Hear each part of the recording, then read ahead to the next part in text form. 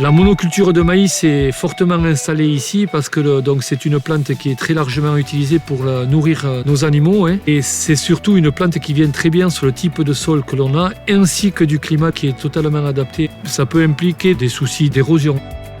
La quantité de sable que l'on peut trouver sur les chemins, ça veut quand même bien dire qu'on perd de notre capital, de nos sols donc vers les fossés et donc dans les cours d'eau. Sur 1, 2, 3 ans, ça n'a peut-être pas un grand effet, mais à terme ça a de l'effet. Donc il faut aussi penser à nos générations futures. J'avais envie de revenir vers une agriculture protégeant l'environnement. Et il s'avère que nous sommes dans une zone sensible et sur laquelle a été mise une opération appelée Doisite Agrio. Et ça m'a permis de faire avancer certaines envies d'évolution structurelle de mon exploitation. Déjà, on essayait de ne pas trop émietter notre lit de semences. Donc ça, on l'avait déjà en tête. Une chose vers laquelle j'avais envie d'aller, c'était moins utiliser le labour. On a très vite mis ça en place, notamment sur les parcelles les plus en pente. Et on a très vite constaté que, bien entendu, il y avait moins d'érosion avec un travail plus superficiel.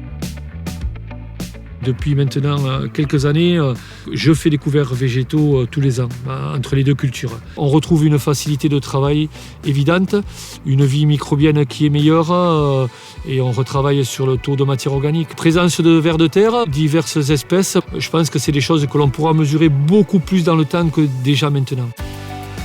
Il y a aussi des utilisations de buses antidérives qui limitent cette pollution. Et la mise en place de bandes enherbées dans des zones où le potentiel de production n'est pas si élevé puisqu'il y a des arbres aussi en bordure doit être un effet totalement bénéfique puisqu'on s'éloigne de ces zones vectrices de pollution. Les fossés, voire les petits ruisseaux donc, qui coulent de temps en temps. Je suis près de la retraite, donc c'est quelque chose que j'ai pu mettre en place maintenant. Économiquement, ce n'est pas toujours évident parce que nous avons plein de contraintes administratives, réglementaires qui nous font perdre quand même du revenu et que l'on ne peut pas toujours supporter à l'échelle d'une exploitation. L'énorme majorité des agriculteurs ont envie de faire les choses dans le bon sens. Il faut pouvoir aussi vendre nos productions au juste prix et pouvoir répondre aux attentes sociétales.